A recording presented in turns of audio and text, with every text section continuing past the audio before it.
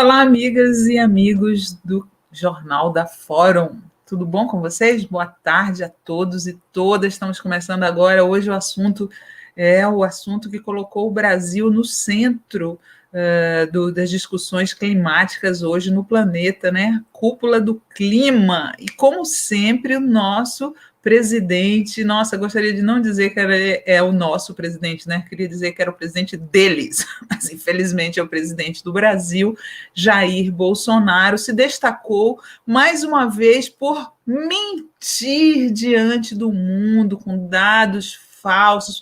Imaginem que ele teve a cara de pau de dizer que aumentou a fiscalização ambiental. Mole! Nossa Senhora! Como diz lá na Bahia, a cara não, nem queima, né? O cara mente na cara dura. Agora também chamou muita atenção o fato da fala do Bolsonaro ter sido bastante desprestigiada, né? O Biden vazou antes do discurso do Bolsonaro. Olha que situação que a gente chegou de país modelo, país exemplar, hoje o Brasil como exemplo na preservação ambiental, e passamos a vilões do meio ambiente, né? Que coisa horrível, né? Como é que alguém pode escolher fazer esse tipo de escolha, né?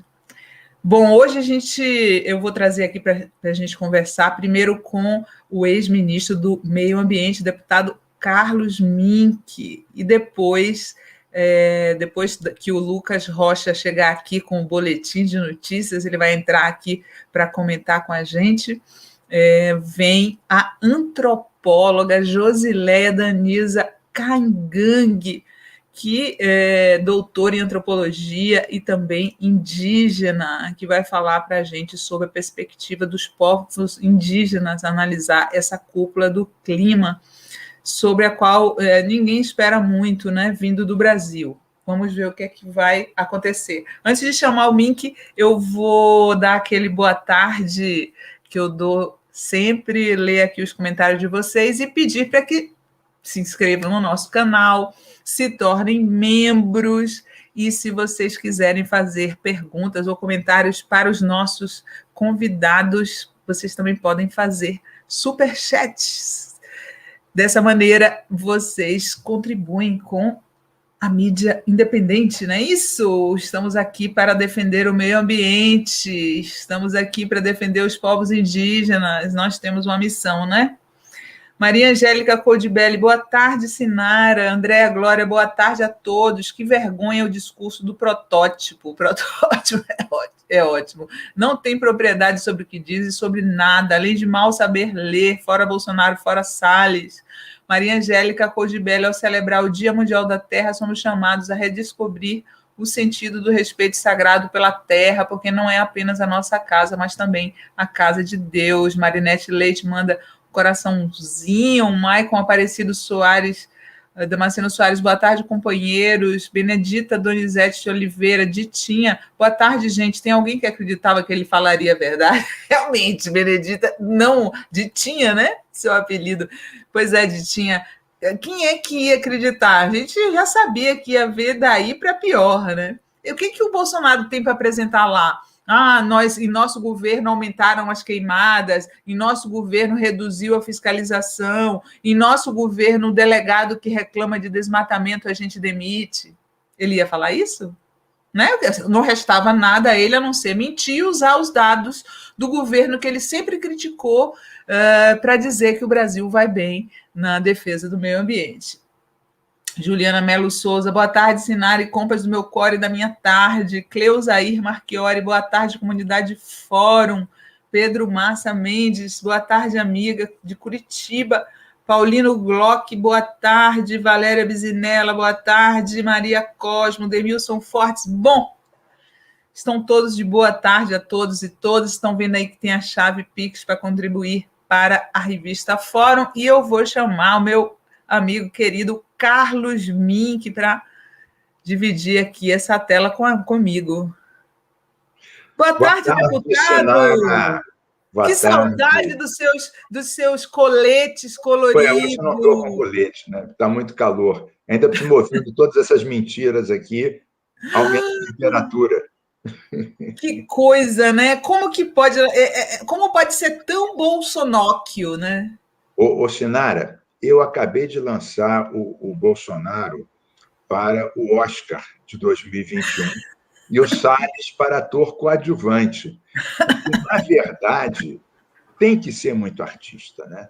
Até na semana passada estavam atando as mãos do IBAMA, 400 fiscais pararam dizendo que nem multar podiam mais. Como você disse, removeram o superintendente do Amazonas, meu Gente. companheiro Alexandre Saraiva, eu fiz muitas ações com Saraiva, aqui em Nova Uhum. Iguaçu. Ele foi delegado da PF em Nova Iguaçu, a gente Olha, fechava serrarias clandestinas e areais clandestinos aqui na reserva biológica do Tinguá. Também uma denúncia pessoa séria, né? muito bom. Ele não é político, ele é firme, é um Uhum. servidor convicto, sabe muito do meio ambiente. Aliás, uma denúncia que eu fiz pesada, há muitos anos atrás, em 2007, de fiscais corruptos dentro do IBAMA, que deu origem à Operação Euterpe, quem foi lá prender os corruptos foi o Alexandre Saraiva. Depois eu, no Ministério, demiti todos, até porque meio ambiente não rima com corrupção. Passamos o cerol neles todos. Uhum. Então, aumentou 30% de desmatamento, exonerou Saraiva, atou as mãos do IBAMA nesta semana. E agora faz juras eternas como se fosse um ecologista desde a mais tenra infância. Nunca se viu uma conversão tão rápida, sincera e profunda. É comovente. Ficou bem feio para ele o fato do Biden não estar na sala, né? Parece que o Biden desprestigiou ele. A gente tem a foto aí do momento que o Bolsonaro Eu vi, fala. eu estava acompanhando. Não, eu estou pedindo para o Guilherme botar. Olha aí, a foto, o Bolsonaro está falando e o Biden vazou da sala. O que você acha que isso simboliza, hein, Mink? Eu acho que ele não quis juntar a imagem dele à imagem do Bolsonaro. Vamos combinar que o Biden está bem na fita, e não só na questão ambiental. Ele fez um discurso maravilhoso sobre o racismo, agora na condenação do assassino do George Floyd. Ele voltou para a Conferência do Clima, para a OMS, está querendo peitar a questão das armas nos Estados Unidos, coisa que Sim.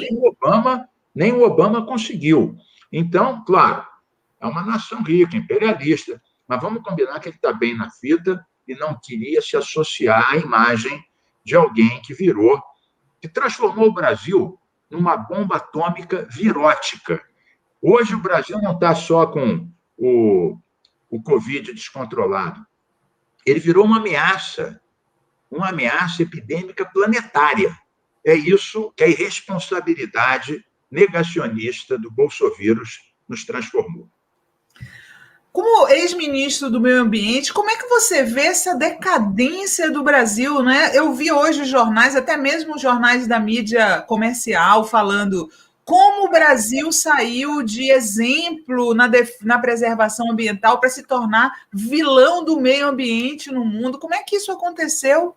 Olha, é uma tristeza, Sinara, é uma tristeza. Olha, eu fui 2 anos ministro, de abril de 2008 a abril de 2010. Nesses 2 anos, a gente reduziu a metade o desmatamento na Amazônia. Criei o Fundo Amazônia em 2008, vou voltar a falar dele. O Fundo Clima em 2009.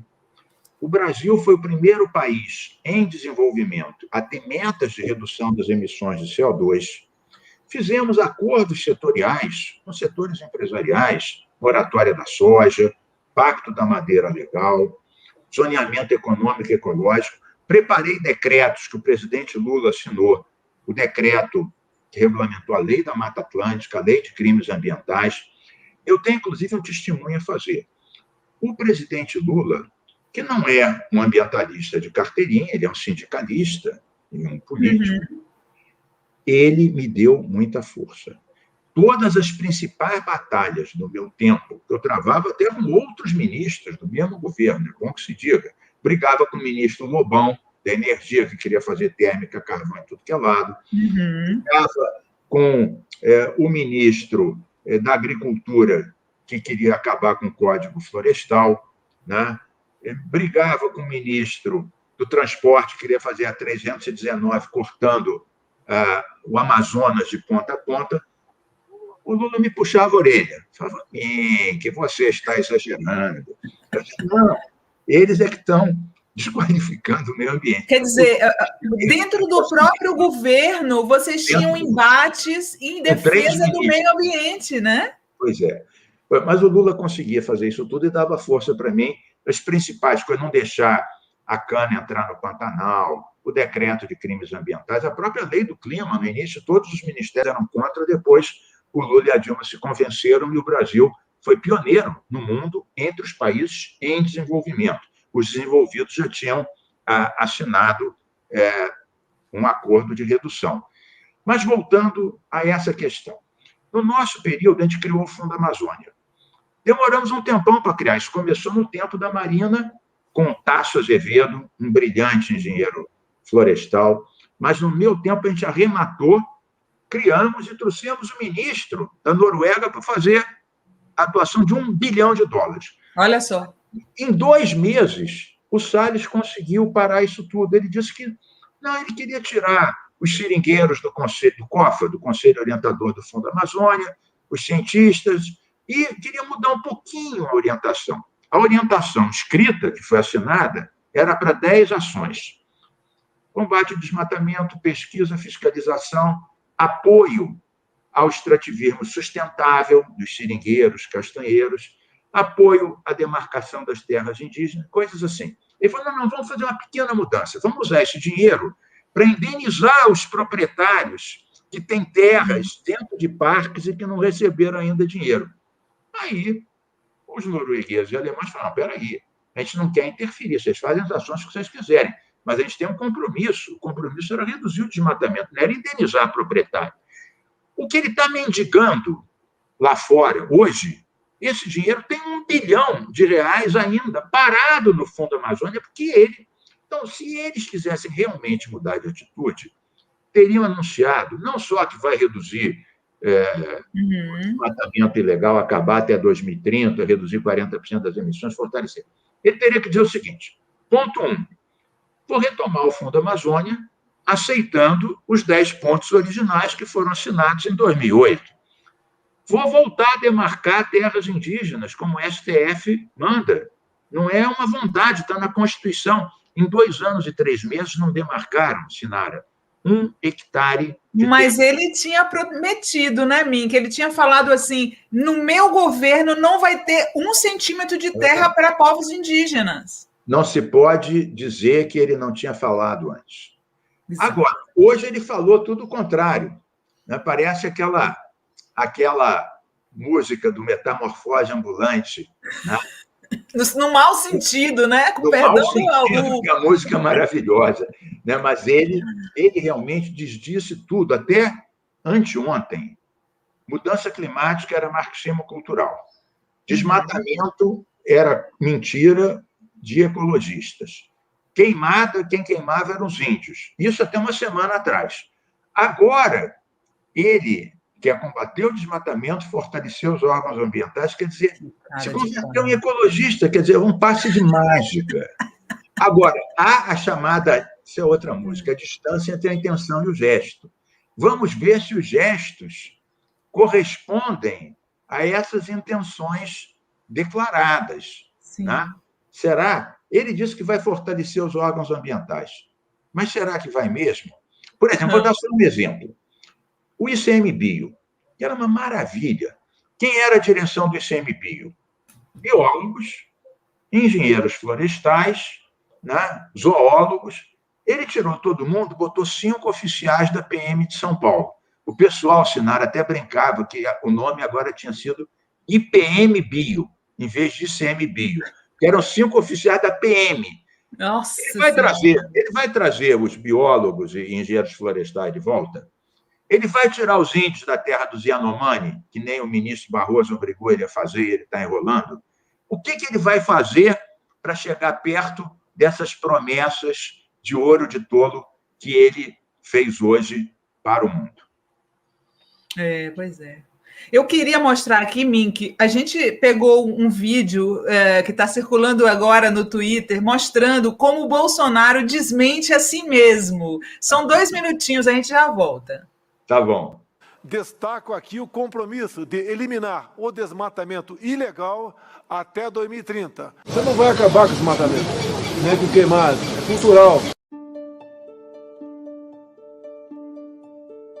É fundamental poder contar com a contribuição de países, empresas, entidades e pessoas dispostas a atuar de maneira imediata. Tem países oferecendo alguns milhões de dólares para a gente para reflorestamento. E tiveram um embate comigo ano passado. Eu não aceitei isso porque a troca seria nós perdemos a parte da soberania sobre a região amazônica. Estamos, reitero, abertos à cooperação internacional. Dizer que, se eu não apagar o fogo da Amazônia, levanta barreiras comerciais contra o Brasil? E como é que nós podemos fazer frente a tudo isso? Apenas a diplomacia não dá, né, Ernesto? Que quando acaba a saliva, tem que ter pólvora. Neste ano, a comunidade internacional terá oportunidade singular de cooperar com a construção de nosso futuro comum. Agora, por que esses países, em vez de dar dinheiro para nós reflorestar, por que não reflorestam os seus países? Esse deve ser um esforço que contemple os interesses de todos os brasileiros, inclusive indígenas e comunidades tradicionais. E uma parte considerável das pessoas que desmatam, né, às vezes no mesmo lugar até, tá certo? E toca fogo no mesmo lugar, é o indígena, é o caboclo. Determinei o fortalecimento dos órgãos ambientais, duplicando os recursos destinados às ações de fiscalização. E alguns acham que ser ministro do Meio Ambiente demonstra sua capacidade pelo número de multas aplicadas. Olha, o que está na lei? A multa é o último caso. Então o pessoal já desmontou a máquina de fiscalização, não desmontou nada. Tá? Só que está fazendo a coisa certa.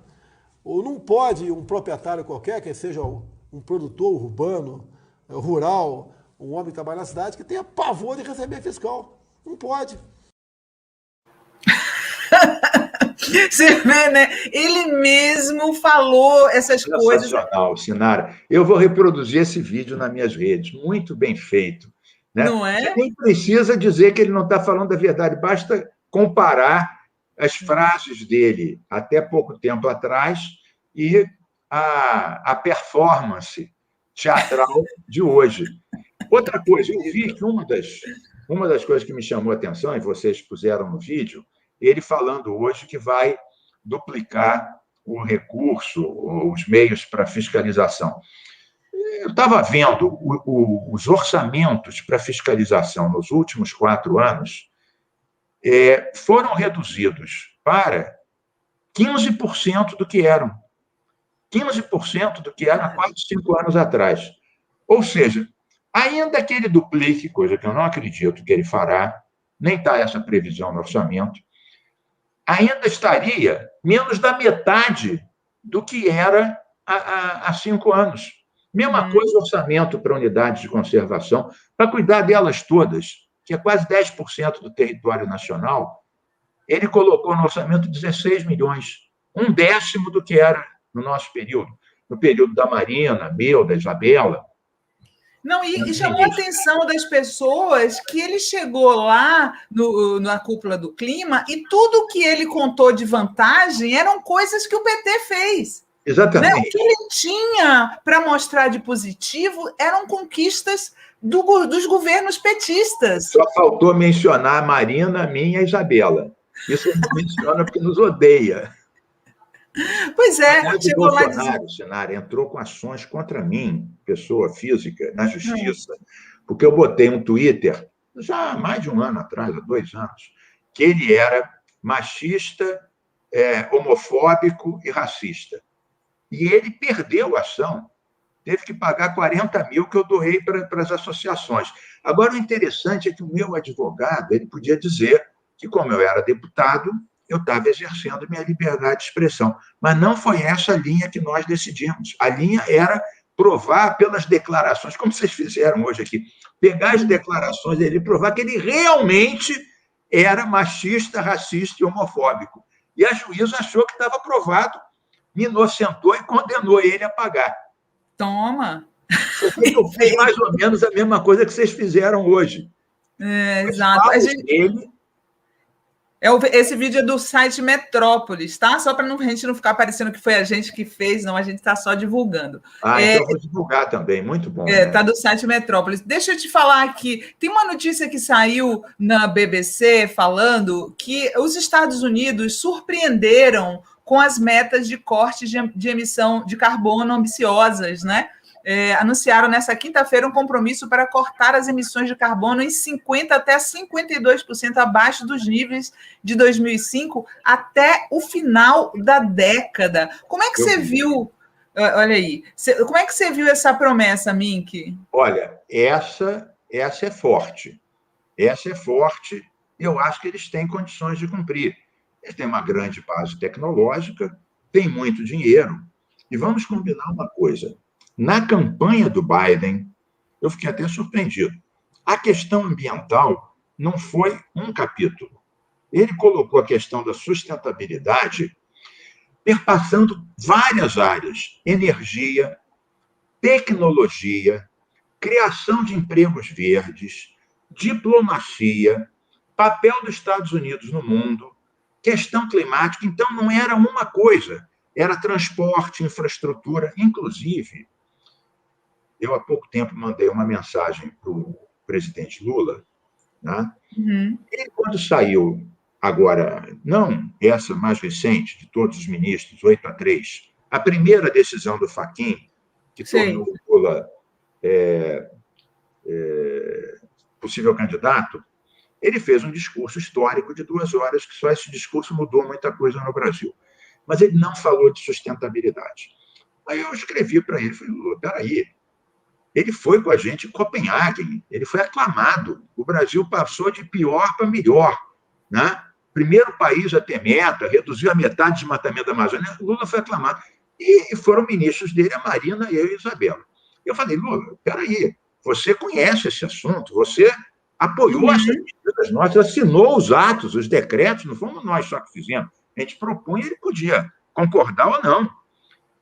E hoje sai um artigo do Lula na Folha de São Paulo sobre sustentabilidade. E eu fiquei bem mais tranquilo, porque eu vejo que ele não esqueceu.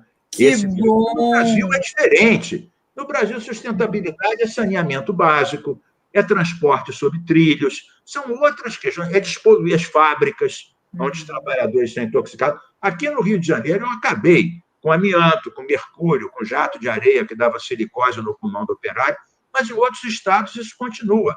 Então, não é a mesma coisa para o Brasil e para outros países. Mas essa do Biden, essa meta, eu acho muito realista, porque esse pacote de 1,3 trilhões de dólares é para infraestrutura verde. Quer dizer, ele quer botar a ecologia até na questão das estradas, dos transportes, e assim que tem que ser. Não é só árvore, é toda a estrutura da economia, da energia, da infraestrutura. E é o que ele prometeu e começou a fazer. Portanto, eu acredito. Sim, pois é. A impressão que eu tenho é que o Biden vai ser uma pedra no sapato do Bolsonaro nos próximos anos, né? Porque as agendas dele são incompatíveis. Você vê que o Biden fez questão de fazer um gabinete diverso, né? Tem até, pela primeira vez na história, uma liderança indígena no gabinete dele, né? Ele está fazendo exatamente o contrário do Bolsonaro. Muito contrário. Inclusive, Sinara, eu estava hoje pensando nisso, vendo as declarações do Biden sobre a questão do George Floyd, aquele julgamento histórico, Sim. E agora uma batalha que ele tem difícil no Senado de aprovar uma lei que acabe com a impunidade policial, sobretudo com a impunidade racista. Sim. E se você for ver bem no Brasil, que é a mesma coisa, trucidam os negros nas favelas todos os dias. O que o Bolsonaro propôs, e que foi barrado na Câmara e na Justiça, era a chamada ilicitude, a exclusão de ilicitude. Isso. E é a licença para matar. Então, outra coisa, o Biden, até mais do que o Obama, está enfrentando a questão das armas. E o Bolsonaro quer triplicar as armas de todo mundo Exato! e permitir que a milícia tenha armas e até proibir o exército de fazer o monitoramento, o rastreamento dessas armas. Aliás, no Rio de Janeiro tem uma lei minha em vigor que obriga o rastreamento de armas e munições. E é curioso que um decreto presidencial não invalida uma lei estadual, só vale para os órgãos federais.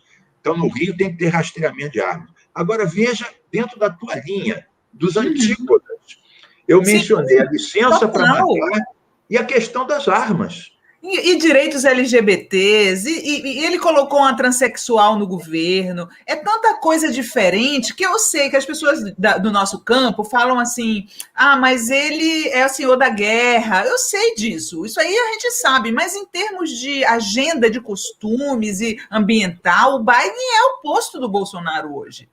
E vamos lá ver. O presidente Lula, por exemplo, ele não tinha por que ter uma agenda LGBT. Até porque vamos combinar que existe preconceito até dentro da esquerda, existe preconceito até dentro dos sindicatos. Não vamos ter ilusões a respeito disso. Sim. Bem sei eu disso.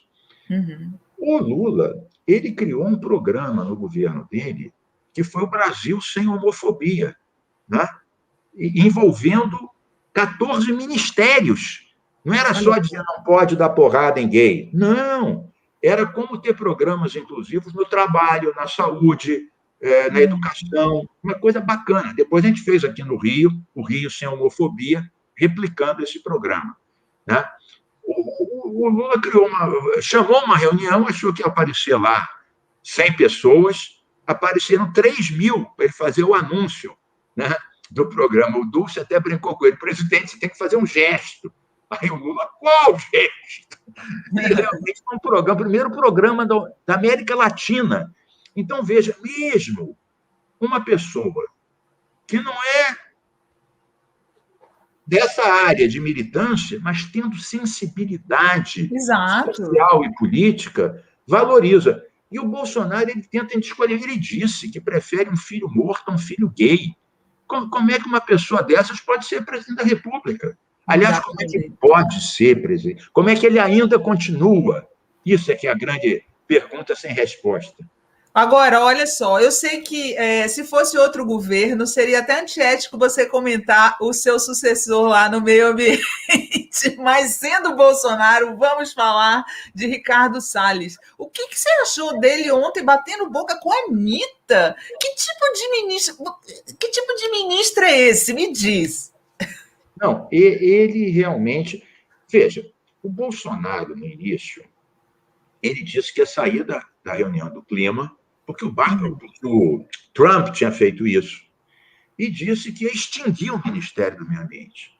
Houve muita pressão, inclusive do agronegócio, e ele não fez nenhuma das duas coisas. Em compensação, botou seu títere, Ricardo Salles, para boicotar todas as metas do clima e desmontar todo o Ministério do Meio Ambiente. Então, isso foi pior do que ter extinto. Ele botou uma quinta coluna lá dentro para ir desmontando tudo. Nós, Marina, eu e Isabela, o Brasil assinou acordos internacionais, não só do clima, mas de biodiversidade, que é uma outra COP, uma COP diferente, né, da biodiversidade.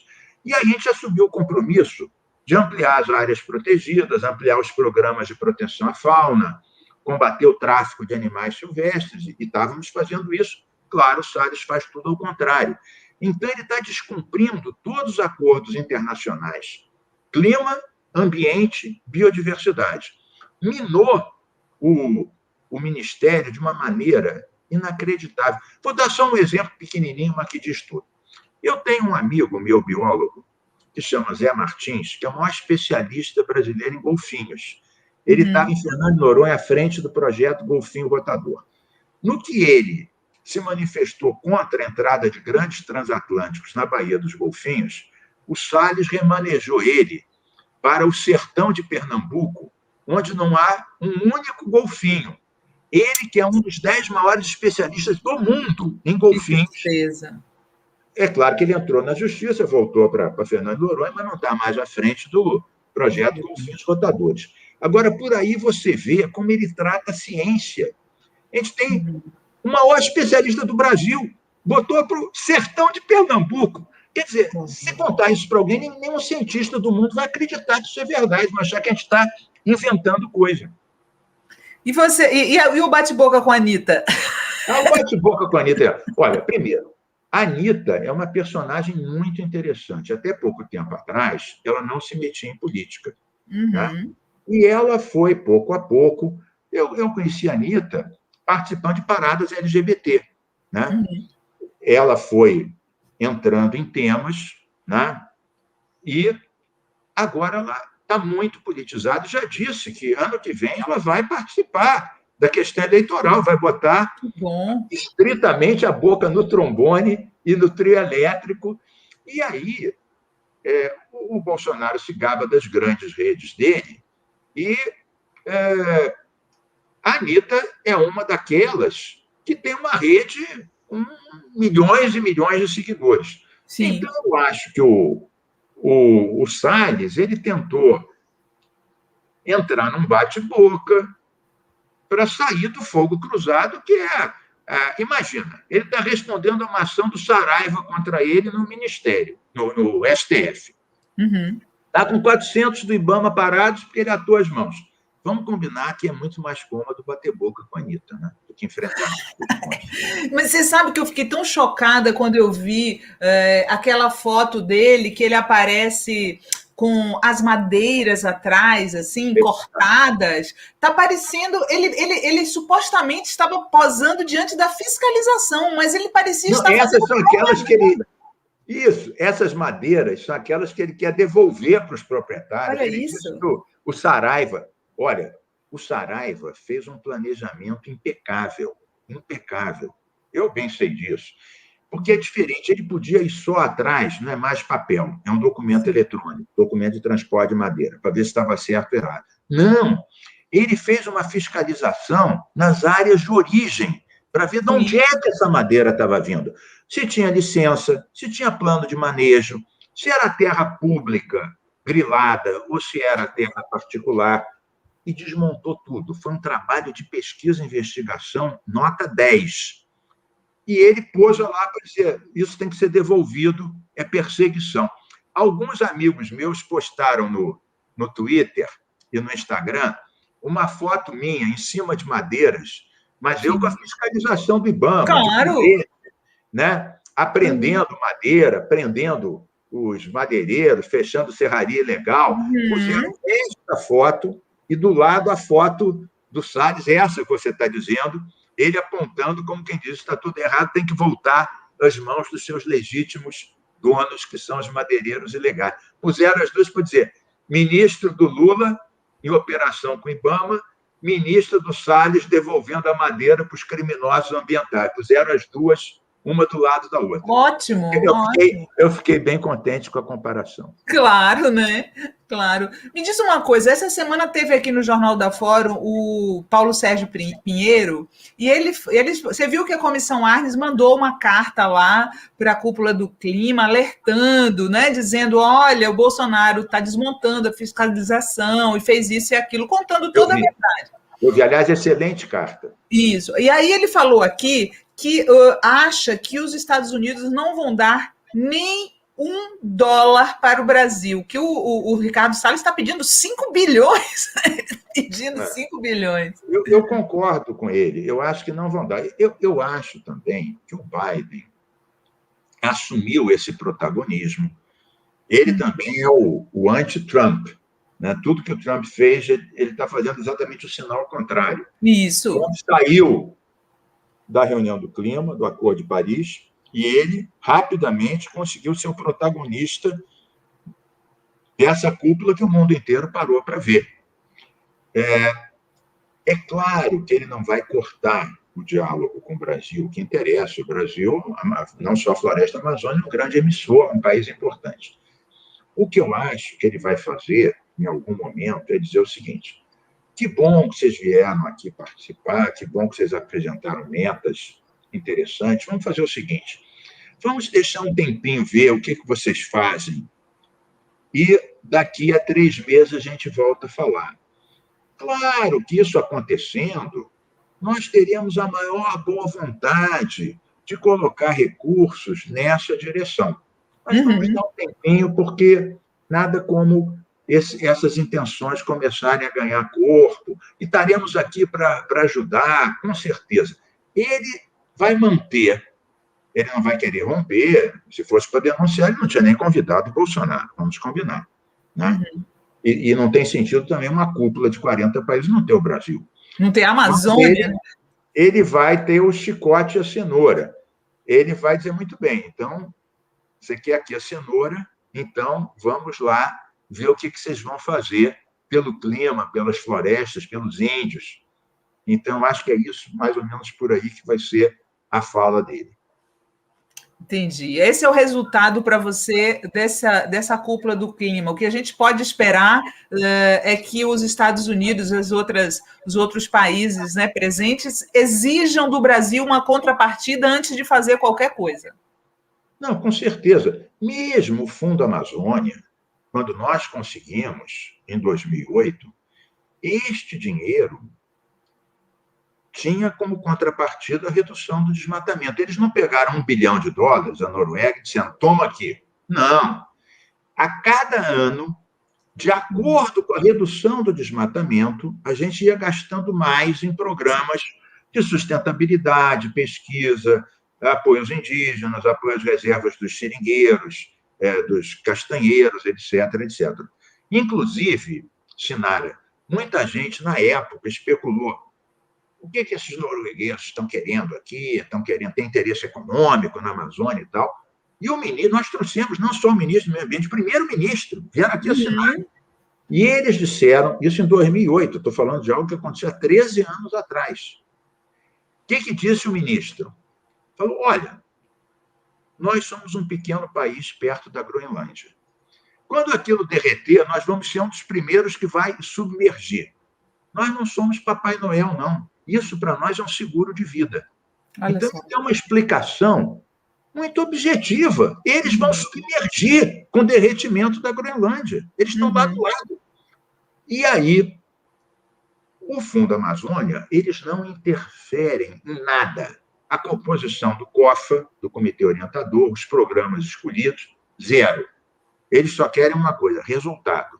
E nós fazemos auditoria interna e eles fazem auditoria externa. Reduzir o desmatamento, e eles confiam no INPE. Na proporção da diminuição, a gente pode ir sacando os recursos.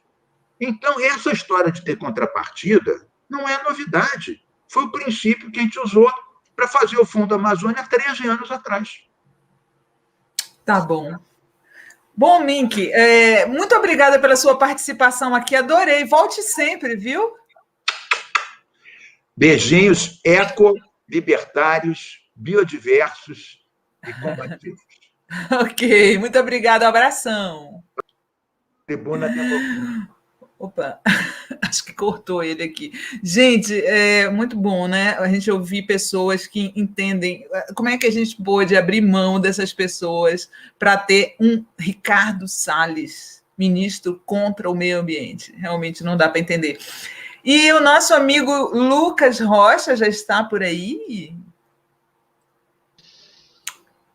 Sim, olá! Lucas Rocha e suas camisas estampadas, adoro! Muito veraniegas, como dizem os espanhóis. Ô, Lucas, deixa eu ler aqui um superchat que a menina mandou faz tempo. Aliás, agradecer Sassá, nova membra aqui do canal. Acho que é mulher, né? Sassá, pela foto, eu estou vendo de longe, tá, Sassá? Se não for, você me corrija. Sônia Pimentel fez um superchat para dizer, Sinara, você é fundamental na revista Fórum, gosto muito dos seus trabalhos, parabéns. Poxa, Sônia, muito obrigada, viu? Pelo elogio. Lucas, como está aí o julgamento da suspeição no STF? O Lucas está chegando aqui, gente, sempre no meio das entrevistas, para dar uma geral nas notícias que estão rolando fora aqui desse ambiente que a gente está fechado. O que está rolando lá no julgamento? Pois é, Sinara, até o momento. Primeiro, boa tarde a você e a todos e a todas que acompanham aqui o Jornal da Fórum. Até o momento votaram 4 ministros, está votando o 5º ministro agora, o ministro Luiz Roberto Barroso, né, que ele está há 15 minutos fazendo uma grande defesa da Lava Jato, né, como eu gosto de dizer, está fazendo o VT dele para o Jornal Nacional, né, falam muito isso de quando falo de Big Brother, que faz o VT, ele está fazendo o VT dele para o Jornal Nacional daqui a pouco, mas até o momento a votação está em 3-1 a favor da manutenção da suspeição, né? Na realidade, eles estão votando a possibilidade do habeas corpus perder o seu objeto, né, de ser considerado nulo, que foi defendida pelo ministro Fachin, e a divergência foi aberta pelo ministro Gilmar Mendes, né? O Gilmar Mendes, quando tem alguma divergência importante no STF, ele já vai e mata no peito, né? Porque ele puxou o voto dele, que ele é o antepenúltimo a votar, pediu para votar logo depois do Fachin, por ser o presidente da segunda turma, e defendeu que não seja derrubada aí a suspeição. E acompanharam ele até o momento o ministro Cássio Nunes Marques, conhecido também como Cássio com K, e o ministro Alexandre de Moraes. Então tá longe de terminar esse negócio aí, né? Pelo visto. Tá longe de terminar. Mas a notícia boa, digamos assim, é porque parece, com esses 2 votos, parece que a maioria vai ser pela manutenção da decisão da segunda turma, né? Que é uma coisa que não deveria nem ser questionada, né? Se a turma decidiu, tá decidido. Mas a gente sabe as manobras que são feitas aí para poder incriminar o ex-presidente Lula, e agora para salvar o ex-juiz Sérgio Moro. Então é possível que a gente tenha nos próximos votos o Toffoli, a Carmen Lúcia acompanhando e o Lewandowski acompanhando aí formando os 6 votos pela manutenção. Essas são as expectativas, mas é possível Vamos comemorar hoje, tomara. Pois a Juliana Melo Souza está te perguntando, Lucas, boa tarde, como está aquela votação absurda na Alesp que proíbe a propaganda LGBT? Você está acompanhando isso? Confesso que eu não estou acompanhando essa pauta, Sinara. O pessoal lá fora está acompanhando, mas eu não estava mais no STF mesmo. Muita coisa ao mesmo tempo no dia de hoje, né? Sim, vai falando aí que eu vou procurar aqui para ver se tem alguma coisa. Maravilha. Outra notícia importante, Sinara, eu até separei aqui, é que o Ciro Gomes e o PDT anunciaram João Santana como novo marqueteiro. Tem aqui o tweet do Ciro Gomes. Ele vai se juntar à equipe de comunicação do partido, né, com vistas aí a 2022. O João Santana fez a campanha campanhas vitoriosas do ex-presidente Lula e de 2006, né, se eu não me engano, foi só 2006, e as 2 campanhas vitoriosas da ex-presidenta Dilma. Então a gente tem aí esse reforço na campanha do Ciro Gomes, né, já com vista às eleições, né? Você sabe que eu andei conversando com o João Santana esses dias e ele falou para mim que estava conversando e tal, não sei o quê. Eu perguntei diretamente se ele iria trabalhar com o Ciro, e aí ele, tudo é possível. Então, se confirmou aí, né? Eu comentei com ele que o Ciro chegou a me atacar diretamente na página do Facebook, de uma maneira super grosseira, e aí ele, lamento muito essas coisas e tal. Então, assim, eu acho o João Santana é um homem muito inteligente, né, um grande marqueteiro, e eu acho que as chances do Ciro melhoram com a contratação do João Santana, viu? É uma possibilidade que ele tem para explorar melhor a comunicação. O pessoal aqui não gostou muito do anúncio, não. Ciro Gomes ninguém salva, disse Rogério de Andrade Córdova. A minha dúvida sincera, né, é se o João Santana ele está muito profundamente conectado com os novos tempos da internet, sabe? Porque aquela propaganda que fazia filme, que fazia TV, era muito boa naquela época, mas hoje é outra história, né? Hoje é outro mundo, mas ele, vai se cercar de gente muito antenada com isso. Enfim, acho que o Ciro fez uma contratação de peso. Com certeza é um nome aí que vai ajudar nessa campanha dele, que já, enfim, disse que não faz campanha, mas já está fazendo campanha há muito tempo, né, Sinara? Exato. Sobre a votação do PL lá, que a Juliana perguntou, o PL que proíbe propaganda LGBT, coisa ridícula, parece que vai ser adiada mais uma vez, é o que está dizendo aqui, que vai ser adiada mais uma vez a votação, né? Mas é bom a gente ficar de olho, porque às vezes eles Eles soltam de uma hora para outra. Olha, Flávia Moraes falando, só se João Santana conseguir tapar a boca do Ciro e também contratar um psiquiatra.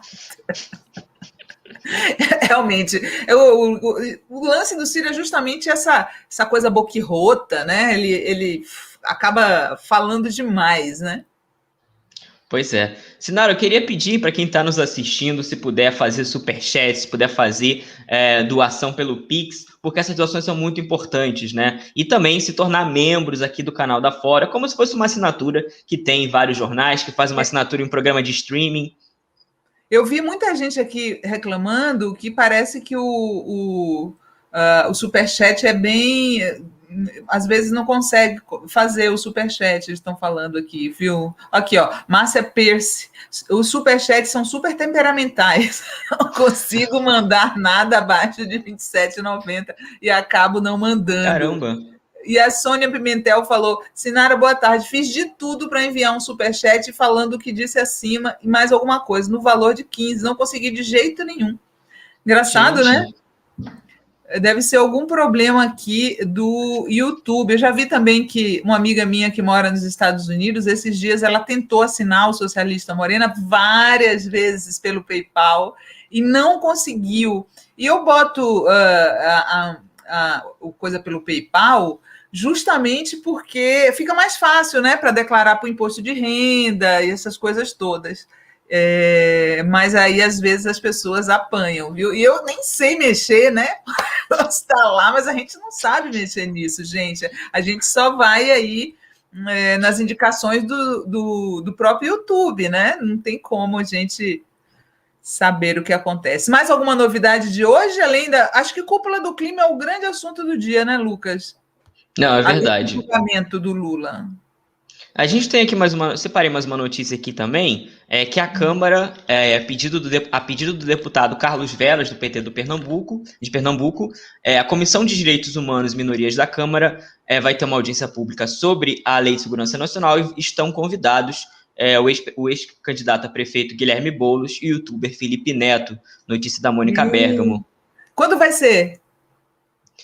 Deixa eu ver se tem a data aqui. Parece que no dia... ainda não tem a data dessa audiência, parece. Aqui na matéria não tem a data dessa audiência. Que bom, não, hein? Quarta-feira, 28. Quarta-feira, 28. Olha só, quarta-feira, 28, provavelmente a gente vai transmitir direto aqui no canal da Fora e comentar. Mais importante do que nunca, vocês se inscreverem e se tornarem membros, não é não, Lucas? É isso aí, é super importante para a gente continuar fazendo nosso jornalismo independente de qualidade. Você consegue voltar no finalzinho hoje? Hoje sim, hoje está mais tranquilo. Então, até o final do programa. Até mais, Sinara. Tchau, obrigada. Agora a gente vai receber aqui a antropóloga Josileia Danisa Caingangue. Eu vou apresentar para vocês a Josileia. Oi, querida, tudo bom? Boa tarde. Boa tarde, tudo bem com vocês? Muito obrigada pelo convite. Agradeço a possibilidade de diálogo. Ah, que maravilha. E você sabe que eu estava falando para a Josileia, eu queria trazer hoje aqui uma liderança indígena, né? E a dificuldade que a gente tem é que muitas vezes a pessoa está na aldeia e não consegue conexão, conexão muito ruim, né, Josileia? Mas, enfim, eu queria apresentar a Josileia para vocês. Josileia, ela é antropóloga, ela é de Santa Catarina, da etnia Caingangue. E você já terminou seu doutorado em antropologia? Ainda não, Sinara, eu estou no último ano da escrita, né, da tese do doutorado. No ano passado, no ano de 2020, em função da pandemia da Covid-19, né, nós tivemos os campos que a gente teria que ter feito em loco afetados, né, então isso atrapalhou, porque eu pesquiso com mulheres indígenas, e essas mulheres em movimento, essas mulheres em atuações políticas, então acabou afetando o meu campo. De outro modo, eu consegui um diálogo muito maior com um número maior de mulheres, através das mídias, das redes e de todos os movimentos que nós fizemos, né, nessas redes, nessas plataformas virtuais, que foi tão importante no ano passado, né, a presença dos povos indígenas demarcando as telas também. Que legal. Como é que você viu aí o discurso desse presidente? Então, Sinara, eu acompanhei o discurso, fui tomada de surpresa, assim como muitos, né? Porque o presidente Jair Bolsonaro ele tem tido aí um posicionamento muito contrário, né, à defesa do clima, à defesa do meio ambiente, né, tem aí no seu discurso nenhum centímetro de demarcação para terras indígenas, sempre lembrando que os territórios indígenas são os locais aonde o meio ambiente é mais protegido, né, aonde o ambiente tá mais cuidado, né, há todo um cuidado, porque nós temos uma relação de vida com o lugar onde a gente vive. Então, o presidente vem desde o início da campanha política atacando de forma muito violenta tanto o meio ambiente, tanto aí possibilitando a exploração de minérios, possibilitando a extração de madeiras, e aí ele faz um discurso que, ao meu ver, assim, tomou a gente um pouco de surpresa, porque foi até um discurso um pouco distinto do que ele fez, né, na ONU. O presidente fez esse discurso mais aí ameno, né? Fez um discurso ameno. Uma coisa que me chamou muito a atenção foi que ele falou, né, que ele vai fomentar e vem investindo recursos financeiros para fomentar a proteção do meio ambiente, né, valorizando as pessoas que estão ali cuidando, as pessoas que estão protegendo, né, os fiscais, na realidade. Quando a gente ouviu, há dias atrás, o relato, né, de um fiscal que foi demitido, que foi, do seu posto, justamente porque ele estava cumprindo seu papel, cumprindo seu dever. Quando a gente recebe, né, a sociedade brasileira recebe a carta de vários servidores aí do IBAMA, do ICMBio, né, colocando os abusos de poder e como eles não estão conseguindo trabalhar. Exato, tem um total desmonte e o cara chega lá na maior cara de pau, falando exatamente o contrário. Tem até um meme circulando aí, Guilherme, cadê aquele meme que ele aparece com mentiroso na testa? Olha só, Bolsonaro, determinei o fortalecimento de órgãos ambientais. É muita cara de pau, né? Não, Josileia, eu fiquei muito impressionada, cara. Como é que a pessoa mente que nem sente, né? Eu acho que para você entrar nesse governo, você tem que se comprometer a mentir, né?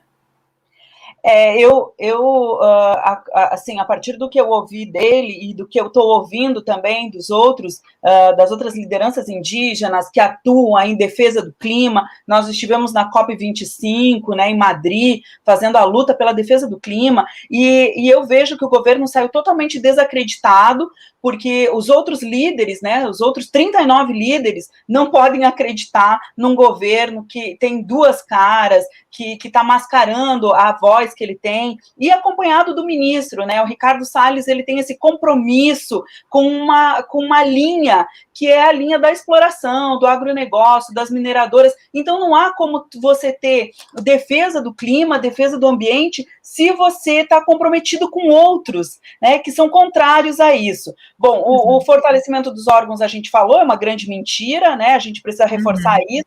O compromisso de cessar o desmatamento ilegal, eu até brincava com uma outra parenta indígena, ele vai legalizar, né? Obviamente ele vai cessar o desmatamento ilegal, legalizando o desmatamento. Então, acho que é essa a proposta dele. É verdade. Até mesmo o Mink falou há pouco que lembrou que o Ricardo Salles queria legalizar a madeira que ele apreendeu. Então, é assim que eles combatem o desmatamento ilegal, né? Você falou direitinho isso. E isso é muito perverso com nós, porque nós estamos no território fazendo, né, fazendo a luta pelo clima.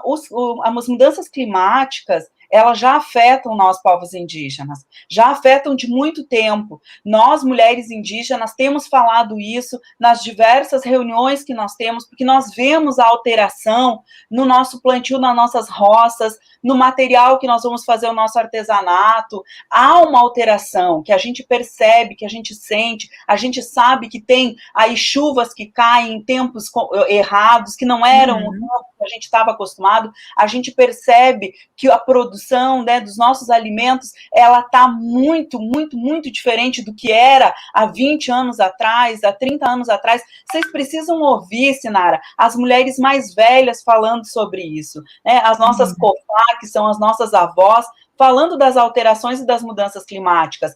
Esse tempo quente aqui no sul, em pleno abril, quando é para fazer frio, em 21 de abril a gente já estava usando casaco, agora a gente está com um calorão, sabe? E a gente percebe isso, é visível. A seca que faz aqui é cruel. Além de nós ter pequenos territórios e ter pouca produção de alimentos, a gente ainda tem, né, o clima aí totalmente desfavorável com as mudanças climáticas para a produção de alimentos. E em face a uma pandemia que a gente vive, que ainda está assolando os nossos territórios. Então, para nós, indígenas, é muito difícil a gente ouvir do governo Jair Bolsonaro um compromisso que ele está afirmando, que é um compromisso mentiroso, porque ele a todo momento ataca os povos indígenas, a todo momento ele promove uma inserção de madeireiros, garimpeiros, do agronegócio, ele fomenta o agronegócio nas a grilagem de terras.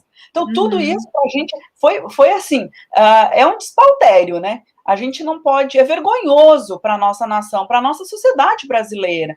O que pensar, o que falar de um presidente que mente na frente de 39 outros chefes de Estado. É uma cara de pau danada. E você falou aí Ai, peraí que eu me perdi aqui. Eu queria falar também com você sobre essa questão da mineração nas terras indígenas, né? Que essa semana teve um webinário promovido pelo IMPF e eles disseram mais uma vez que a mineração em terras indígenas ela é inconstitucional. E a gente sabe, né, Josília? Olha só a notícia, foi dessa semana. A MPF avalia que mineração em terras indígenas viola a Constituição. E aí, a gente sabe, Josileia, que o grande interesse do Bolsonaro em atacar os povos indígenas, e de certa maneira, né, você viu que o Raoni entrou na corte de Haia contra o Bolsonaro por genocídio dos povos indígenas, e eu vejo que há uma intenção nisso, né? Para ele interessa que os povos indígenas sejam dizimados, e assim a questão da mineração em terras indígenas, para ele, está resolvida. Exatamente, a mineração em terras indígenas, ela é um projeto, né, que visa aí 860 mil quilômetros quadrados de floresta, né, de exploração de floresta. Veja, ameaça 860 mil quilômetros quadrados. Isso é muito território. É todo um bioma que vai ser afetado. E, infelizmente, a gente vê que o governo Bolsonaro, o que ele pretende, né, vai causar um prejuízo tão grande, um impacto tão grande nas cadeias produtivas, no regime das chuvas, né, e tudo isso para beneficiar, né, tanto a mineração quanto o agronegócio. É muito triste isso, né? A Amazônia, os especialistas estavam falando para a gente que a Amazônia, um pedaço da Amazônia, que é praticamente do tamanho da Venezuela, vai ser todo devastado, né, resultando tanto em prejuízos ambientais, mas também em prejuízos econômicos, né? Porque esses prejuízos de mineração dentro das terras indígenas, ele vai aparecer, em algum momento ele vai aparecer. Os pesquisadores brasileiros, eles têm apontado para isso, eles têm falado sobre isso, e para além disso, para além do prejuízo, é um crime,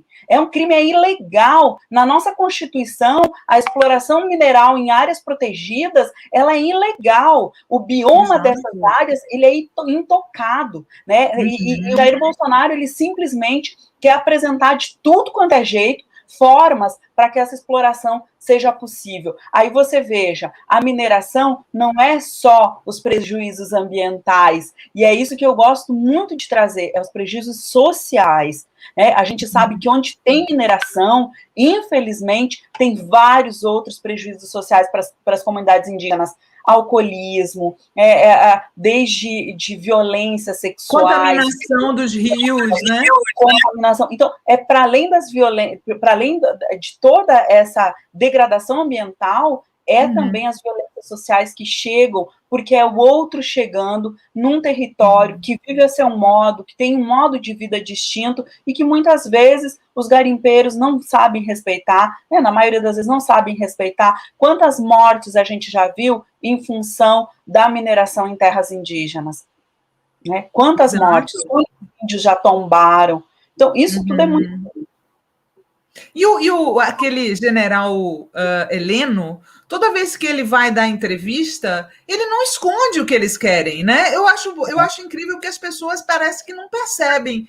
O homem está falando com todas as letras. Ele deu uma entrevista na Globo News, acho que foi um pouco antes do Bolsonaro ganhar a eleição, e ele falando assim: a terra Yanomami é muito grande, para que aquela terra toda?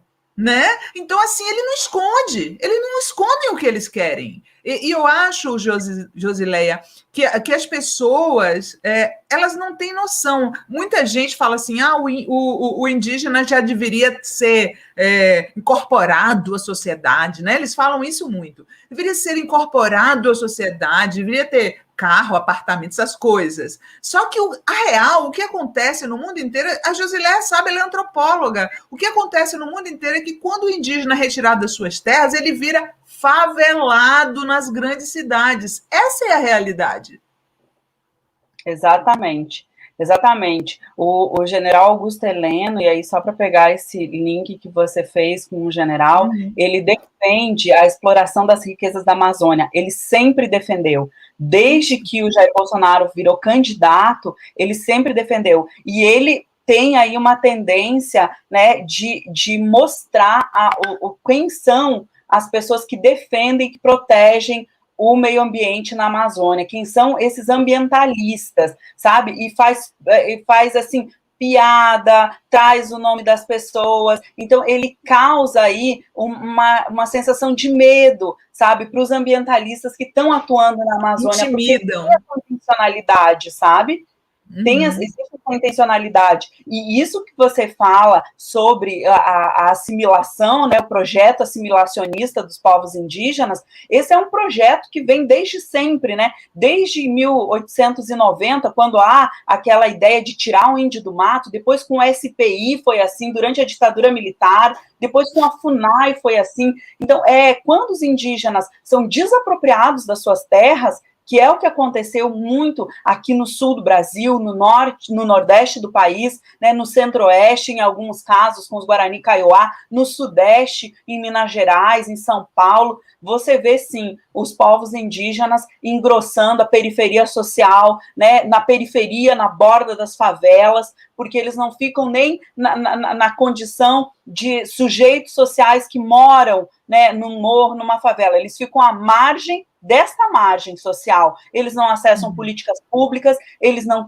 têm direitos, são sujeitos totalmente marginalizados, e é por isso que nós, indígenas, temos lutado. Se o indígena está na cidade, que ele tenha condições, né, de permanecer na cidade de uma forma humana, de uma forma, sabe, que ele tenha direito às políticas públicas, direito à cidade, sabe, o direito à cidade mesmo, mas que a maioria dos indígenas que lutam pelo território, que lutam pela demarcação, possam continuar nas suas terras, possam fazer a demarcação dos seus territórios, possam criar os seus filhos de acordo com seus usos, costumes e tradições, como diz o artigo 231 da Constituição Federal, sabe? Que a gente possa ter direito de permanecer nos nossos territórios, e é isso que está em jogo. Nós não vamos ter, de acordo com o Jair Bolsonaro, nem 1 centímetro de terra demarcada, o que é muito, muito perverso, porque hoje, por exemplo, meu povo, Sinara, tem em torno de 50 mil caingangue. As nossas terras... Todos aí em Santa Catarina? Não, Rio Grande do Sul, Santa Catarina, Paraná e parte de São Paulo. Em São Paulo, a gente divide território com Terena, nas mesmas aldeias, Terena, Guarani e outros povos.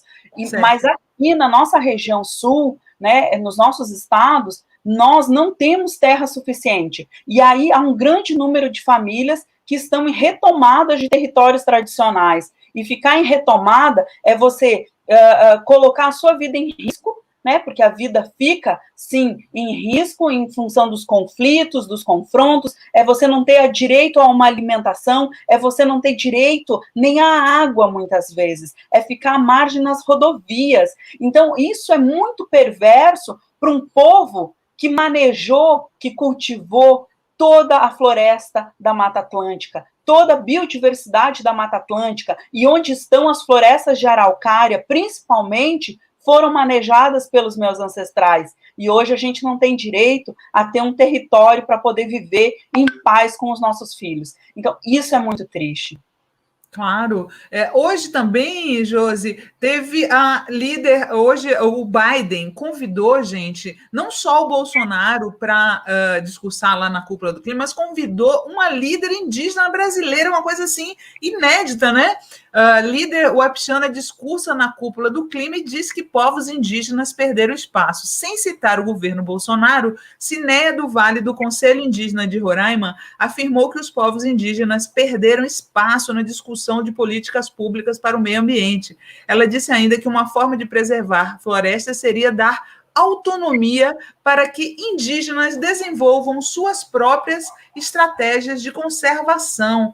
Olha só a notícia que saiu aí sobre a participação da Cinéia. O que você achou, Josi, da participação dela? Eu acho que a Cinéia foi estratégica. A gente nem sempre tem que bater no governo, porque todo mundo já sabe, né? A gente antes tinha que mostrar quem ele era. Bom, nós já mostramos quem ele é. Agora a gente tem que mostrar que estratégias nós, povos indígenas, temos para combater as mudanças climáticas.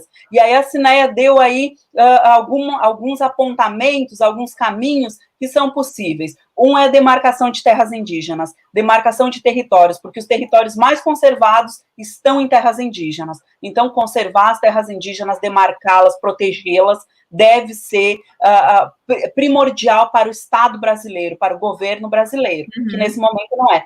O outro caminho que a Cinéia deu é a gestão territorial. Nós fazemos gestão territorial das nossas terras. Infelizmente, nós temos aqui muitas terras, principalmente no sul do Brasil, que é onde eu venho, que foram totalmente devastadas pelos próprios órgãos indigenistas. SPI, FUNAI construíam serrarias, levavam as nossas terras. As nossas araucárias, as nossas matas que foram devastadas, reconstruíram a Alemanha depois da Segunda Guerra Mundial. Mas ninguém fala disso. Ninguém fala disso. Então, essas reparações, né, de restituição de território para que a gente possa retomar o crescimento das nossas matas, das nossas florestas, né, restituí-las, ele é muito importante, e a Cinéia sinalizou isso. E assim como outras ações que nós temos visto acontecer, o manejo sustentável nas terras indígenas, os projetos de agroecologia, a produção de comida saudável. Nós temos aqui uma terra indígena que é o Morro dos Cavalos, que é na região de Florianópolis, onde a gente tem agroecologia, a gente faz uma parceria com coagricultores que são não indígenas. Olha só. Então, a liderança indígena, que é a Eunice Querechu, que é Guarani-Mbiá, ela faz essa parceria com os coagricultores que são não indígenas, que vão ao território para aprender a produzir o alimento saudável, ajudam a fazer as hortas no território indígena e depois eles podem, né, comer, pegar ali uma cesta de alimento que é distribuída toda semana para essas famílias que são coagricultoras. Então, quanto isso é importante? Para além dessa troca intercultural entre o indígena e o não indígena, também tem esse saber fazer, o manejar a terra, o respeitar a mãe natureza, respeitar o nosso alimento, né, sem veneno, um alimento saudável, que possa realmente alimentar as pessoas, né, e alimentar não é só alimentar o corpo, é alimentar a alma, é alimentar o espírito, é poder você se relacionar com o ambiente que você vive. No começo do governo Bolsonaro, o ministro contra o meio ambiente, eu chamo ele assim, ministro contra o meio ambiente, Ricardo Salles, ele visitou uma terra indígena, Pareci, e eles lá arrendam para plantio de soja, né? Ele colocando isso como se fosse o modelo ideal, né, para os povos indígenas. Como é que você vê essa pressão do agronegócio também sobre as terras indígenas? Sinara, aqui é muito interessante, porque no Sul, as terras que são terras antigas, que foram demarcadas lá em 1908, 1911, são grandes terras indígenas, mas elas são, o número delas é umas 4 terras indígenas, por exemplo, no estado do Rio Grande do Sul, elas também passam por isso. Elas têm aí cooperativas que mascaram o arrendamento de terra, que é algo que vem do próprio SPI, é uma herança do SPI da FUNAI, porque eles arrendavam as terras indígenas, e hoje eles falam em agricultores indígenas. Inclusive, no site da FUNAI, você vai ver cartas de agricultores indígenas atacando, né, a nossa liderança, que é a Sônia Guajajara. Né? E esses agricultores, e muitos deles aí vêm dessa terra indígena Apareci, eles têm aí uma aliança com o agronegócio, da qual eu não condeno o arrendamento de terra, porque ele veio, né, do SPI, foi um aprendizado, se aprendeu a arrendar, né? Então, eu não condeno os parentes que arrendam, agora, eu condeno eles querer falar do parente que protege, porque se eles não aprender a proteger a terra deles, ela vai ficar tão devastada quanto a minha, por exemplo. A minha terra é totalmente devastada, porque foi alvo aí de um processo colonizador que expropriou a nossa terra na década de 60 e nos devolveu ela em 92 totalmente devastada. Então, nós não podemos admitir que os indígenas incorporem isso como um pensamento, ou que a sociedade nacional incorpore esse pensamento de alguns indígenas como algo dos povos indígenas. Não é nosso. Nós não corroboramos com essa ideia, né, do arrendamento das terras indígenas, da produção de monoculturas. Monocultura não alimenta ninguém. Soja não alimenta ninguém. Enquanto os nossos filhos passam fome nas retomadas, tem indígena arrendando terra.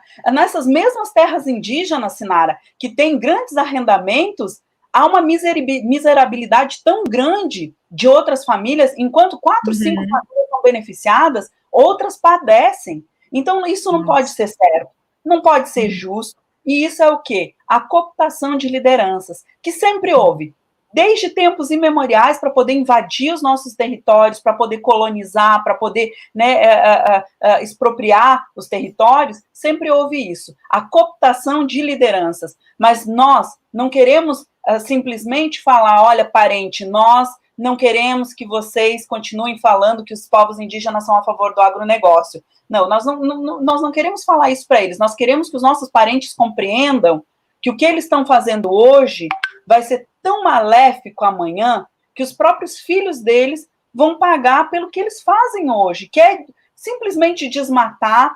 Tem muitos indígenas que eu vejo com um discurso bolsonarista de, por exemplo, minerar os seus territórios.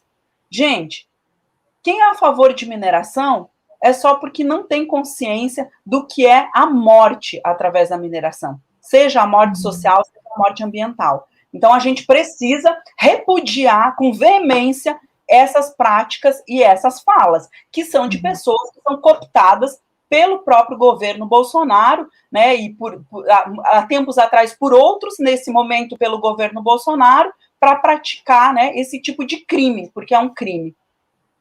Josi, qual seria o modelo de sustentabilidade ideal para os povos indígenas hoje? Porque, de alguma maneira, eu acho que avançou muito, né? Eu vejo que muitos indígenas como você entraram na universidade, fizeram pós-graduação, não é isso? Mas eu acho que faltou um pouco dessa coisa da sustentabilidade nas aldeias. Eu te falo que uma vez eu fui no Quarupi tive a honra de ir no Quarupi do Darcy Ribeiro, lá no Xingu, né? Numa aldeia Uailapiti.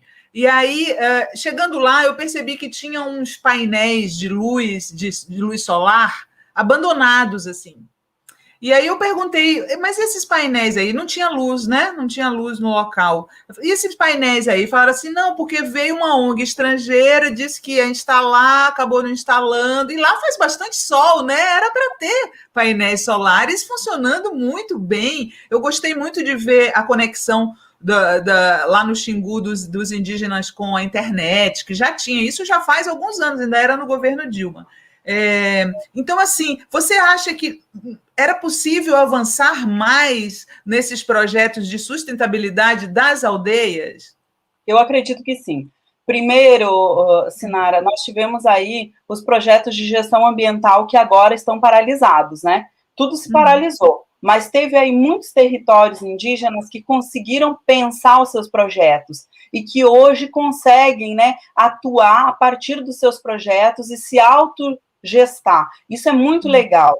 Quando você tem terras indígenas que conseguem produzir alimento, primeiro, eu acho que isso é fundamental, produzir alimento, conseguem estar dentro de um circuito, né, de possibilidade de negociação, de venda das suas produções, que são seu artesanato, ou o próprio alimento que produzem, como esse que eu citei nessa situação dos coagricultores aqui no Morro dos Cavalos, em Santa Catarina, isso vai gerar uma renda que vai ser disponibilizada para a comunidade, para que a comunidade possa ter acesso a tecnologias. Eu acho extremamente importante ter tecnologias. O que foi e o que está sendo essas redes e essas discussões nessas plataformas virtuais nesse momento. O acampamento Terra Livre do ano passado foi o maior acampamento Terra Livre de todos os tempos. E esse ano, com certeza, nós vamos bater a marca do ano passado. Então, o quanto isso também possibilitou que outras pessoas pudessem fazer o diálogo com os povos indígenas.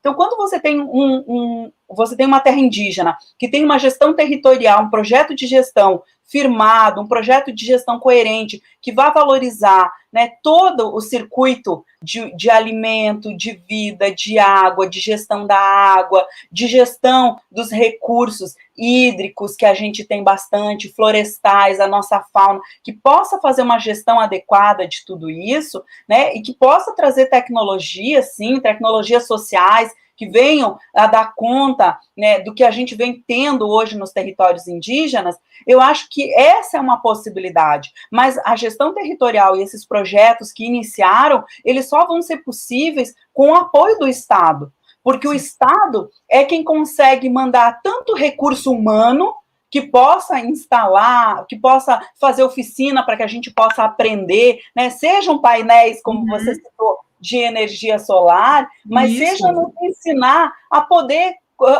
se tiver um problema, a gente mesmo poder solucionar aquele problema, sabe? Então, eu acho que o Estado, ele tem esse dever para com os povos indígenas, tem esse dever da gente ter uma educação diferenciada e de qualidade, para que a gente possa ter sujeitos críticos e sujeitos construtivos, criativos, né, numa criatividade que possa ser essa criatividade humana, sabe, de pensar as coisas para o bem-estar, para a sociedade do bem viver. A gente precisa muito fomentar isso, mas não são só nós indígenas por nós mesmos. Nós precisamos de um Estado, de uma sociedade que apoie o nosso modo de vida, e quem quiser se juntar a nós, que possa se juntar para aprender, para compartilhar, para que a gente possa construir novos saberes, a partir dos saberes dos outros e a partir dos nossos saberes, sabe?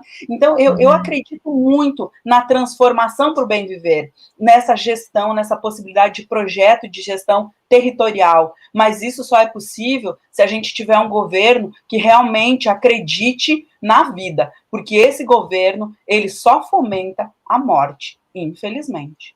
É verdade. Olha, deixa eu ler aqui os comentários para você que estão surgindo aqui. A Maria Angélica Coldbelli fala: Josilé está certíssima em sua fala. Sassá fala: os índios americanos também têm muitos problemas com alcoolismo. Ana Odaine: quando a esquerda voltar a presidir o Brasil, tem que colocar nas escolas a verdadeira história dos povos indígenas negros e o que foi a ditadura. A Ana Maria Beringuel Nascimento faz um superchat para falar: com a invasão das terras indígenas, depois as autoridades não os consideram mais como índios. É de uma crueldade muito grande. A Valéria Bicinella fala: o Brasil tem que descobrir o Brasil. Cici Bard: eu sou do Sul e já vi indígenas em situação de vulnerabilidade. André Machado fala, Parente Caingangue, o discurso bolsonarista entrou com as igrejas neopentecostais. Antes haviam chefes de postos que domesticavam os indígenas e viviam como reis dentro das nações indígenas. É verdade isso? É verdade. Tem uma influência da igreja neopentecostal? Tem uma influência muito grande. Agora a gente viu a luta que foi em algumas regiões, em algumas terras indígenas, para a questão da vacinação. Nós tivemos aí muitos indígenas que não queriam se vacinar, em função de que o pastor disse que eles iam mudar geneticamente, que eles iam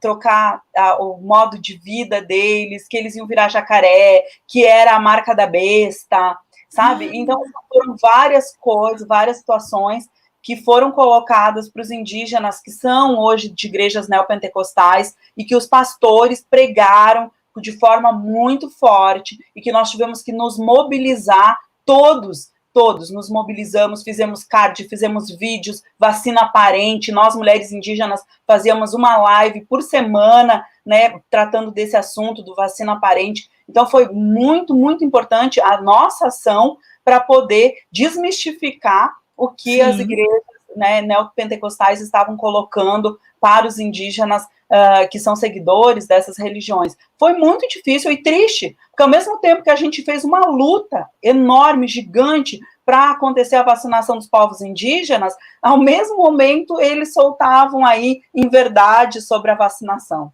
Foi triste demais. E, realmente, os chefes de posto, né, como a gente chamava, o chefe de posto, que eram funcionários do SPI, da FUNAI, eles arrendavam as terras, faziam os indígenas trabalhar com um trabalho escravo, mão de obra escrava, para viver como reis dentro das áreas indígenas. E eram aí funcionários do Estado, a maioria deles militares. Então, essas são as heranças tristes que nós temos nos nossos territórios em função da política indigenista que o Estado aplicou para os povos indígenas. Josi, como é que está a questão da Covid nas aldeias, hein? A gente tem lido coisas horríveis, né? Que não chegou, que muita gente hospitalizada, muita gente morrendo. E eu queria que você comentasse também a falta que fazem os médicos cubanos, dos mais médicos nas aldeias, né? Essa eu acho que foi a parte mais criminosa desse governo. Infelizmente, Sinara, quando a Covid-19, né, chega no nosso país, em março, principalmente, que foi quando deu, né, as maiores discussões, o boom sobre a Covid-19, nós começamos a perceber que nós precisávamos nos mobilizar, assim, imediatamente, né? E aí nós nos mobilizamos. Então, nessa mobilização, a gente começou a perceber que nós precisávamos dialogar com as lideranças indígenas para a gente pensar as barreiras sanitárias, e aí as barreiras sanitárias foram implementadas pelos povos indígenas e não pelo Estado brasileiro. Fizemos as barreiras sanitárias, que não foi suficiente. A Covid chegou nos territórios e chegou com muita força. Nós temos uma vulnerabilidade muito maior, né? A nossa imunologia é distinta, então isso foi perverso com nós, e nós tivemos aí, então, várias ações da sociedade civil, da própria a Articulação dos Povos Indígenas do Brasil, da APIB, né, que fez aí várias ações junto com as organizações de base para a gente enfrentar a Covid-19. Mas a Covid-19 agravou as violências dentro dos territórios, né, próximo dos territórios. Nós tivemos várias lideranças indígenas que foram assassinadas durante a pandemia. O número divulgado de falecimentos do Estado, né, da CESAI, da Secretaria Especial de Saúde Indígena, é distinto do número que nós temos. Nós temos aí o Emergência Indígena, que é um site da APIB, né, que vem aí relatando que chega para a gente dos territórios, seja o número de infectados, o número de pessoas que morreram para a Covid. Infelizmente, as vacinas não chegam a todos os lugares. Hoje, nós estamos numa luta enorme para a vacinação dos indígenas que estão em contexto urbano, porque isso é muito triste. A gente não tem aí um apoio para esses indígenas que estão em contexto urbano, a negação de vacinação desses indígenas, e sem falar de todos os parentes que nós perdemos. Eu, na minha família, perdi muitas pessoas aqui no Sul, o cacique da minha terra indígena, que é meu primo, Ronaldo Claudino, faleceu no dia 3 de julho do ano passado. Então, foram perdas extremamente significativas e dolorosas, porque a gente não conseguiu se despedir, a gente não conseguiu fazer um ritual fúnebre de acordo com as nossas tradições. Isso, para a gente, foi muito impactante. Mas, para além disso, houve muita falta de alimento e houve muita falta do Estado presente nos nossos territórios. Fomos nós, através das mobilizações das lideranças indígenas, das frentes indígenas que a gente formou, que a gente conseguiu equipamentos de segurança, as EPIs, para os funcionários da CESAI poder trabalhar nos territórios e fazer os primeiros enfrentamentos. Fomos nós que conseguimos a alimentação para levar para as famílias que mais precisavam, porque o Estado simplesmente lavou as mãos, para não dizer que eles não contribuíram com nada. Em maio, eles enviaram uma cesta básica através da FUNAI, mas foi essa cesta básica a única que eles enviaram. Que absurdo, então, meu Deus. A Deus dará, né? Muitos indígenas tiveram que sair dos territórios para trabalhar na colheita da maçã, por exemplo, na colheita do alho, da cana. Perdemos um professor indígena que estava na colheita da maçã, agora recentemente, faz menos de 2 meses. Então, isso para a gente é muito triste, porque os nossos parentes continuam morrendo, né, em função da falta de assistência, que é um descaso total. E aí ainda você tem as igrejas evangélicas para brigar contigo quando você consegue a vacina para o parente. Meu Deus do céu. Então, isso é absurdo. E os médicos, os mais médicos, né? Como que está hoje os distritos indígenas, só para as pessoas se situarem, antes dos mais médicos, a maior parte, assim, tipo 90% dos distritos indígenas não tinham médicos. Tinha aquele médico que ia de lá uma vez por semana e tal, e o Mais Médicos botou um médico diariamente lá nos distritos indígenas, né? Quando o Bolsonaro começa a atacar os mais médicos, os médicos cubanos e tal, Cuba decide tirar os médicos do Brasil, e quem ficou sem médico foram principalmente as periferias e os distritos indígenas, não é isso, Josi? Exatamente isso. Quando os médicos cubanos, né, foram embora, a gente ficou totalmente desassistido. Por quê? Porque os médicos... Numa pandemia, né? Exatamente, porque os médicos, né, que tem aí hoje, e eu fico muito feliz, né, que haja mais gente fazendo medicina e tudo mais, mas muita gente, muitos desses estudantes, muitos desses médicos recém-formados, atacavam muito o programa Mais Médicos, né, atacavam o programa Mais Médicos. Só que essas pessoas, Sinara, elas não vão para território indígena.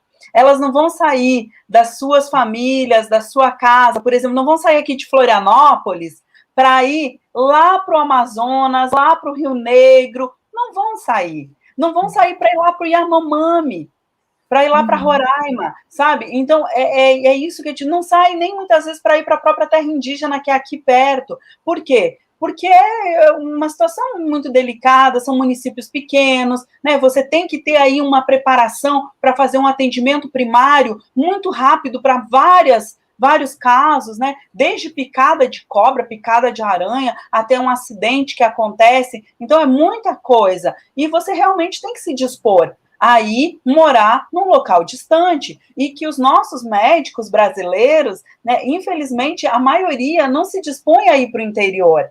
Então, isso também foi muito perverso, porque a gente simplesmente ficou sem atendimento médico no momento que a gente mais precisava. E a gente sente muito, porque os médicos cubanos, é interessante falar isso, mas os médicos cubanos, eles davam uma atenção que era totalmente diferenciada, uma atenção humanizada para nós indígenas. Eles não tinham receio, Sinara, de pegar a nossa criança no colo, sabe? Que é algo que não acontece sempre. Muitas vezes os médicos brasileiros, né, eles têm um distanciamento, assim, um distanciamento com a criança, com a gente, tocar no nosso mais velho, e os médicos cubanos não, eles iam comer da nossa comida nas nossas casas. Então, isso é muito interessante, porque isso é realmente humano, né? Outra visão da medicina, né? Realmente uma pena que isso tenha acontecido. Bom, Josilé, chegamos ao fim aqui do nosso programa. Querida, foi um prazer enorme recebê-la. Eu volte sempre, hein? Obrigada, Sinara. Obrigada pela oportunidade, pelo espaço de fala, de diálogo. Eu acho que a gente precisa, sim, de espaços como esse, então eu agradeço imensamente. Precisando, já tem meu contato. Tá, joia. Obrigadão. Beijão, querida. Tchau. Tchau.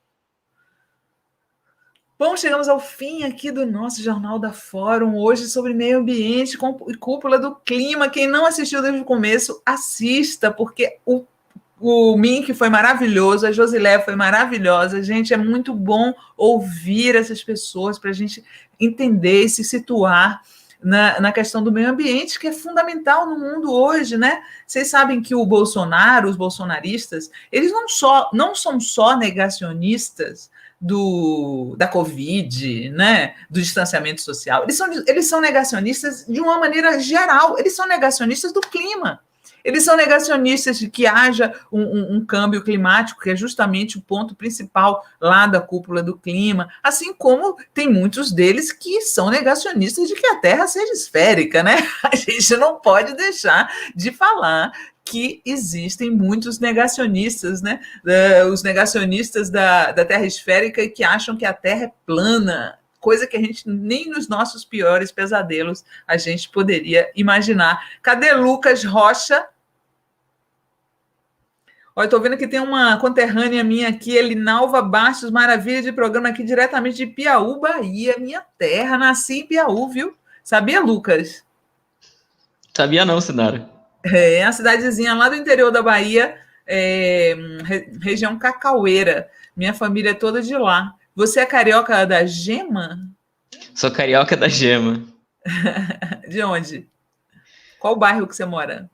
Eu sou de Vargem Grande, tradicionalmente, que é um bairro que é quase região rural do Rio de Janeiro, mas ultimamente não tô mais por aquelas bandas, não. Tô mais agora para Tijuca mesmo.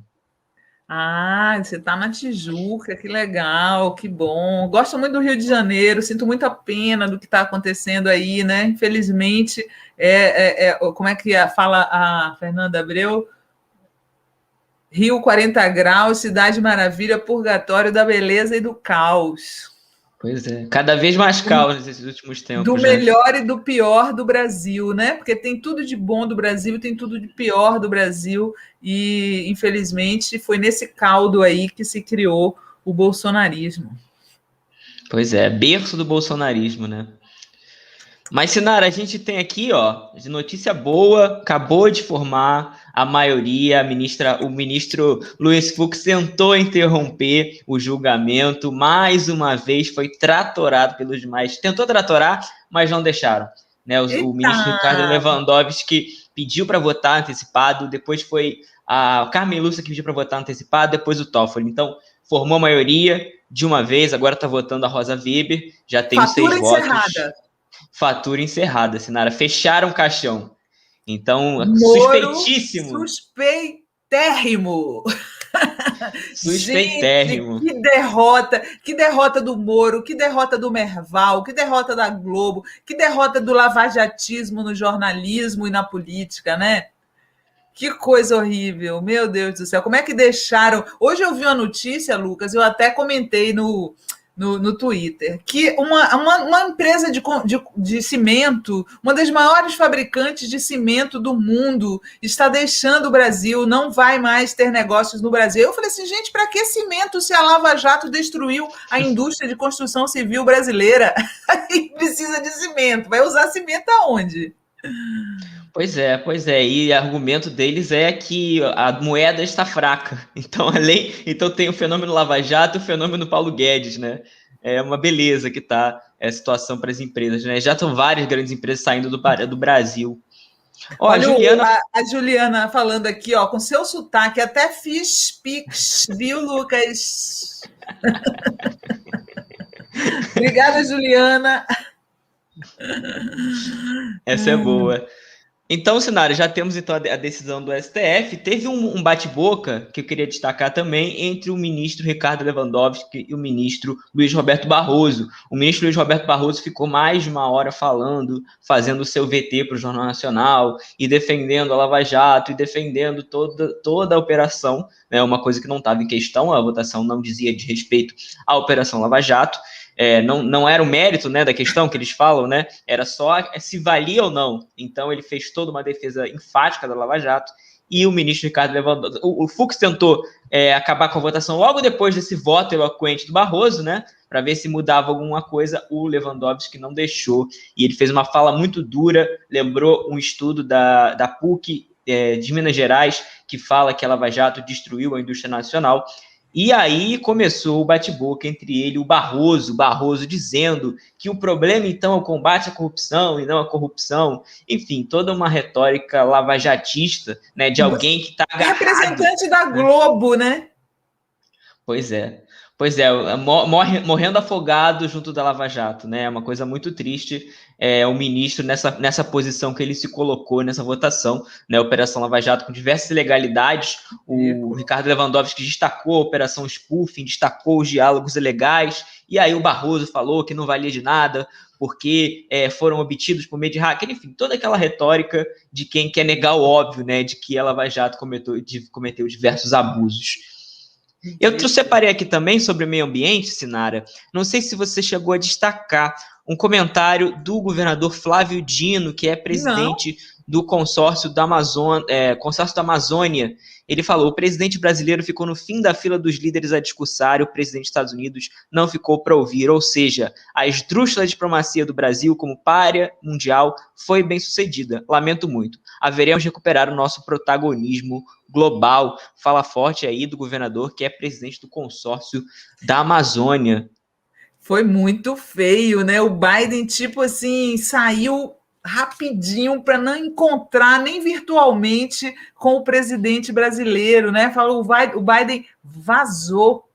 Essa é a verdade. O Biden vazou antes do Bolsonaro chegar. Que coisa, hein? Que saudade da época que o presidente brasileiro era respeitado, né, Lucas? Era chamado até de o cara pelo presidente dos Estados Unidos. Agora o presidente dos Estados Unidos se manda na hora que ele chega. Sabe que você conhece essa expressão gangorra? Não. Bolsonaro é gangorra. Quando ele senta, todo mundo levanta. Essa é boa. Presidente gangorra. Vou Sabe passar aquela gangorra, né? Já brinquei muito na infância. Então, deixa eu passar aqui pelo chat rapidinho, Sinara. Ana Odani, Moro, você é um nada. A Maria Angélica, graças a Deus, adorei o resultado supremo. O Vinícius Martins, que buraco que a Farsa Jato nos colocou. A Ana, grande Lewandowski. Então a gente tem muitos comentários sobre essa votação do STF, que ainda está rolando, né? A Rosa Weber ainda está votando. Deixa eu ver se tem alguma coisa sobre o voto dela. Parece que ela votou, parece que ela está indicando que vai acompanhar também o Gilmar Mendes, deixando aí o Fux, o Barroso e o Fachin sozinhos nessa empreitada de defender a Lava Jato até o final. Mas vamos acompanhar, ainda acompanhando, porque ainda não terminou o voto, né? E quando esses juízes votam, a gente nunca sabe onde vai terminar. Eu queria pedir também, Sinara, para quem está nos acompanhando... Tem um novo membro aqui, o Celso Carvalho. Opa. Agradeço, bem-vindo ao Verde, né? Assim que eles falam. Bem-vindo ao Verde. Maravilha.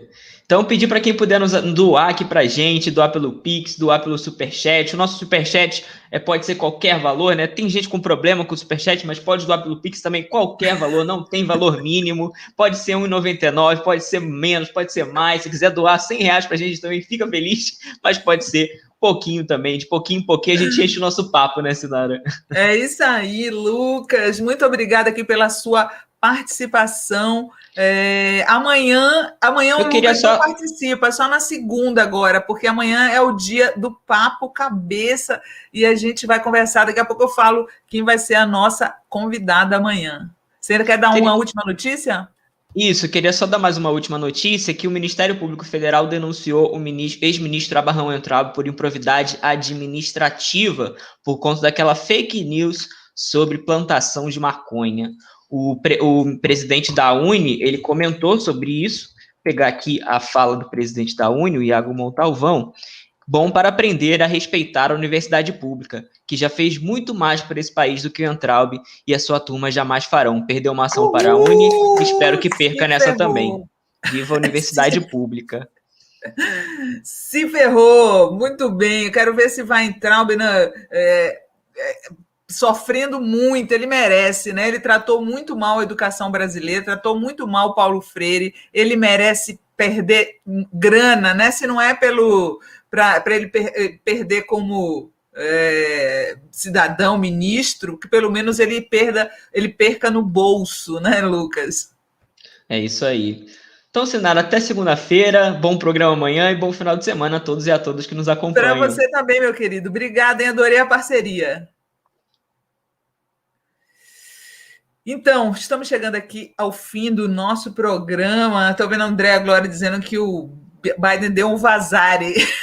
Exatamente. Como é que faz o bujão de gás? Vaza. Ele vazou e não quis ficar perto do Bolsonaro. Então, como eu falei para vocês, amanhã, dia de Papo Cabeça aqui, vai vir a escritora Eliana Alves Cruz. Ela é autora do livro sobre o Cais do Valongo. Vou dizer aqui para vocês o nome: Crime do Cais do Valongo. E ela andou falando muito sobre um assunto que eu quero conversar com vocês, sobre empoderamento crespo, né? A importância da mulher negra ter o seu cabelo natural. E a gente vai fazer um pouco dessa história de como que começou esse negócio de alisar cabelo de criança negra, desde tempos imemoriais, né? Até chegar a essa época agora que as mulheres estão usando o cabelo natural. E eu já vou adiantando para vocês que eu estou deixando os meus brancos aqui e amanhã eu vou anunciar isto, que eu vou deixar os meus... Eu vou deixar de ser socialista morena, vai virar socialista grisalha.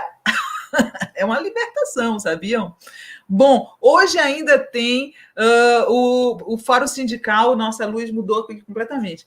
Fórum Sindical da Maria Fro com crimes da pandemia. Participam Rossana Reis, Alexandre Padilha, Humberto Costa e Tadeu Porto às 20 horas. Não percam, hein?